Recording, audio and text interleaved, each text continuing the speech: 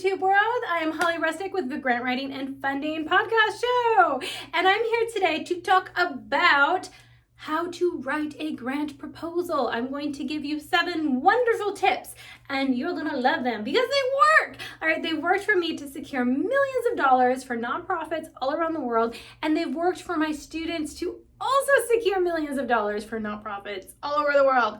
So exciting, so simple, so basic, but it works, all right? So before we get into that, I just want to make you a reminder to please subscribe to our YouTube channel. All you have to do is click subscribe and you will get all types of great content about grant writing, nonprofit strategies for funding, etc., all available for you on this YouTube channel. And of course, if you want to take it a step further and get inside the Grant Writing and Funding Hub Haven, please do sign up below. You're gonna love it. We have free stuff in there. It's amazing. We have our grants formula, which goes into even more depth of what I'm talking about today. We have our nonprofit wellness rating sheet, which you're going to love.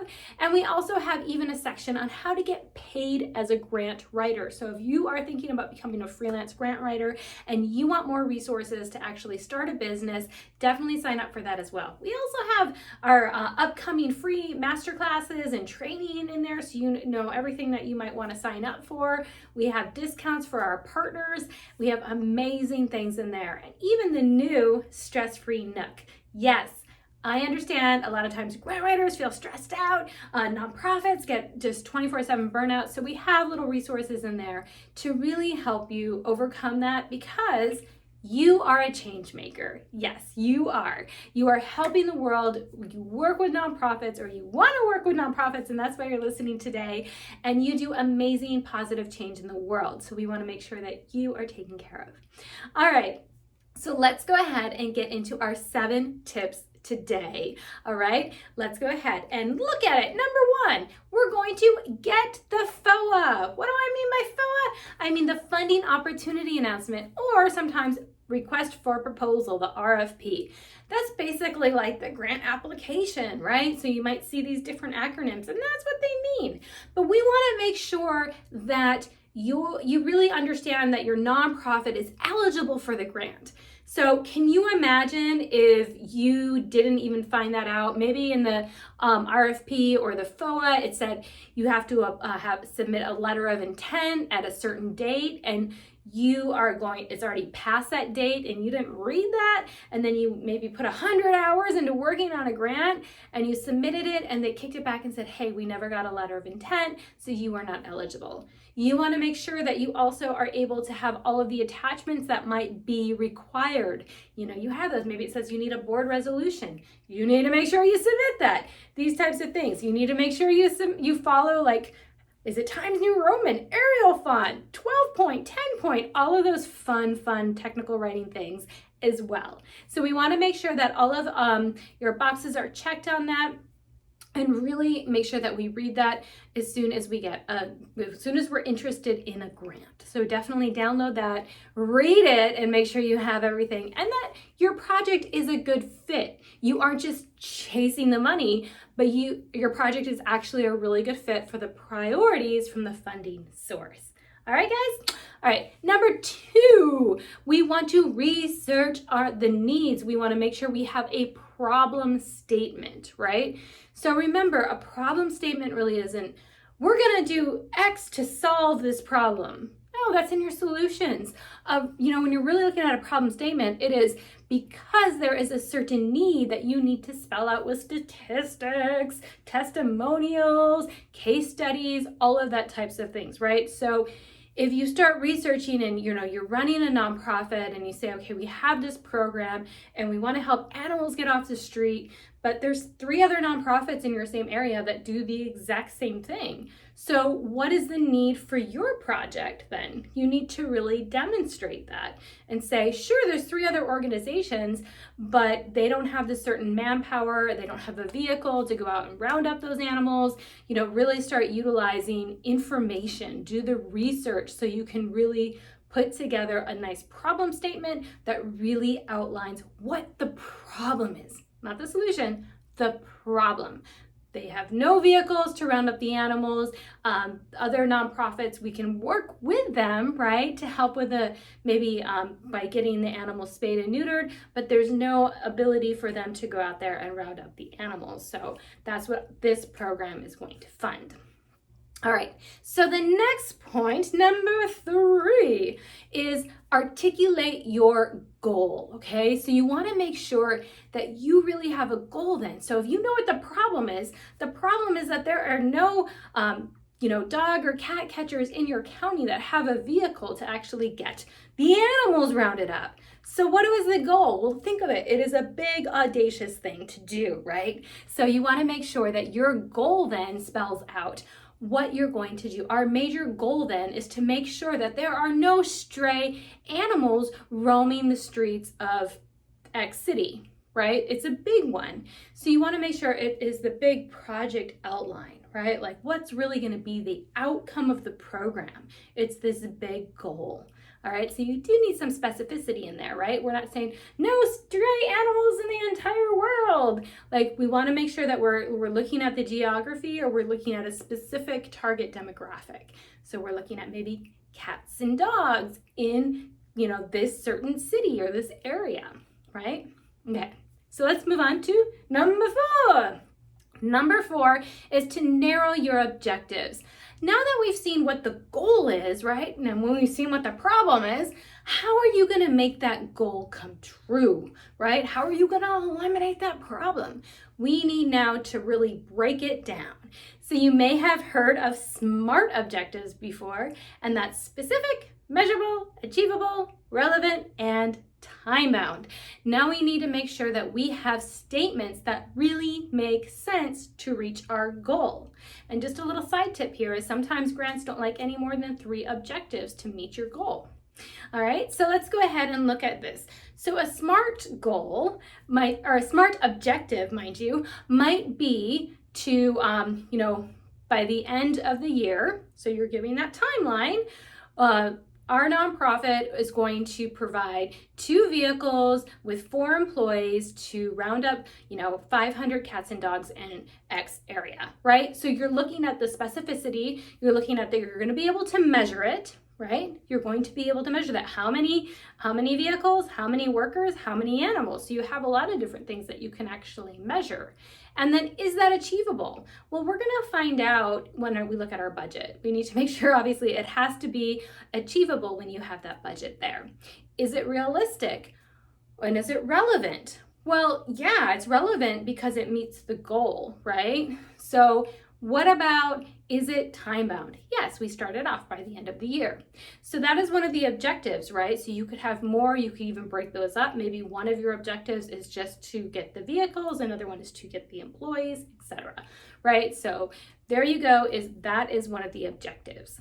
Now, number 5, we're going to look at the timeline. You need to put a timeline in your grants then. We did put a timeline in the objectives, but even under that objective, right, there's a lot of different activity tasks that can happen. So for your task then, maybe the first task is that you're going to have a kickoff meeting when the grant is awarded. And who is going to oversee that? The executive director. When is that going to be started? Month 1. When is it going to end? Month 1. How are you going to evaluate it that it gets done? You're going to take minutes of the meeting, right? So very simple. The next step then, breaking down the same activity or another task in this is to say, okay, how else are we going to get that objective done? Well, we also need to purchase the vehicles. So we're going to purchase the vehicle. Who's going to do that? The executive director. When? By month 2. Right? And how are you going to evaluate that is finished and completed? Oh, the vehicle's purchased. We have a lease, or not a lease, but we have actually the title and everything and the registration, right? And then of course you could have another task to meet the completion of that objective. Remember, we're also going to hire 4 different people to actually go out and help round up the animals, right? So we're going to go ahead and look at, and of course we're going to have the animals. We're just going to spay and neuter them, you guys. And then people are going to rescue them, okay? We're not doing anything dirty to those animals. No, no, no.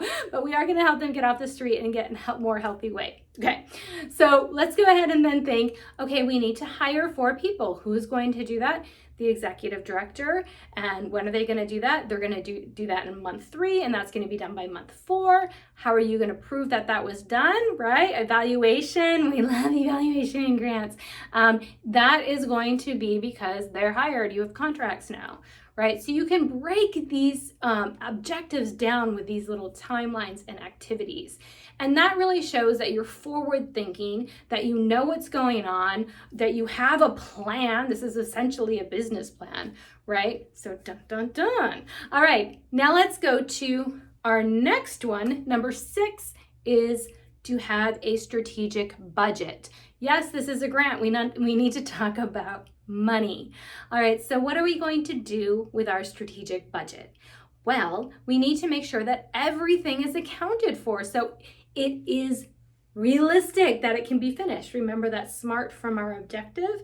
One of the reasons or one of the ways that we can make sure that it's realistic and that it's actually going to get done is to make sure that we have money accounted for all of the different elements of the program that you are asking for funding. So now that you know everything that you need to do because you broke down all of your tasks, you can just lay an Excel sheet right next to your all of your tasks and your activities and say, okay, what do we need money for? Well, the executive director is doing a lot, right? They're overseeing a lot of the program. So you definitely want to pay a percentage of the executive director's time to do that. Another thing, of course, would be the vehicles. And remember, what else needs to be included in the vehicle? Well, if you're buying new vehicles or even, right, you need registration, you need insurance, you need money for fuel, all of those types of things. And of course, then you need money to hire the employees because you're hiring 4 employees. What does that look like? If you're not hiring until month 3, remember, you probably don't need 12 months of pay then, right? So that's the other thing to remember. Sometimes people think it's a 1-year grant, so I can fund everything for the entire year. Well, remember, we got to look at our timeline too to make sure it makes sense. So if you're not hiring those people until month 3, then that's when their budget would start for the rest of the year from month 3 to 12, or however long the grant is, right? So that's really important as well. So all of the costs need to be accounted for. If you have indirect cost as well, that needs to be covered, and you can definitely have a link here to get more information on indirect costs. All right, so that's really what we have in our entire thing, but I do have one more step for you, and this is kind of a final, but this one can be often overlooked in a way. And number 7 is submit the grant. Now you might say, of course we're going to submit the grant, but are you going to submit it on time? All right, that's really important. Now I see a lot of nonprofits miss the window of opportunity because they don't give themselves enough time to work on a grant. And they're hustling and they're trying at the last minute and everything, and literally they realize, oh my gosh, I've got to sign up for workspace on grants.gov. Or, oh my gosh, why isn't it going through? Or I got the time zone messed up, right? All of these types of things. So we really need to make sure that you submit early and not on deadline. So really do it before the deadline to make sure there's any mess ups that you have it turned in. Because let me tell you, if you wait to the last minute, things will happen and it's going to be crazy. That's just... That's just how it goes. But if you plan to submit early, it's going to be a lot smoother sailing, okay? So definitely you want to do that. So just to wrap up one more time, first step is to get the FOA or RFP. The second step is to research your needs and do a problem statement, write a problem statement. The third step is to articulate your goal. Remember, what's the big outcome that you want to happen? Number 4 is to narrow your objectives. Make sure they are SMART and make sure they really make sense to reach the goal. The next step, of course, is to create that timeline of all of the tasks and activities under each objective that need to get done to roll out the project. The next step, number 6, is to have a strategic budget. So remember, you've got to make sure that you have money in your budget to match all of the tasks and activities that need to get done.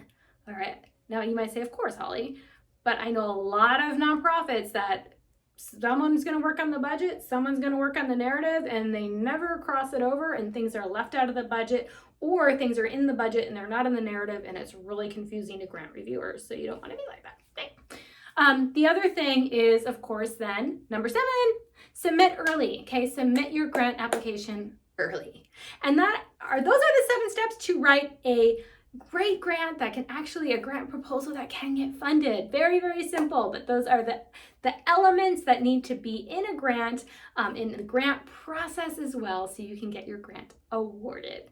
All right, I hope you guys subscribe, tune in, and I'll see you soon.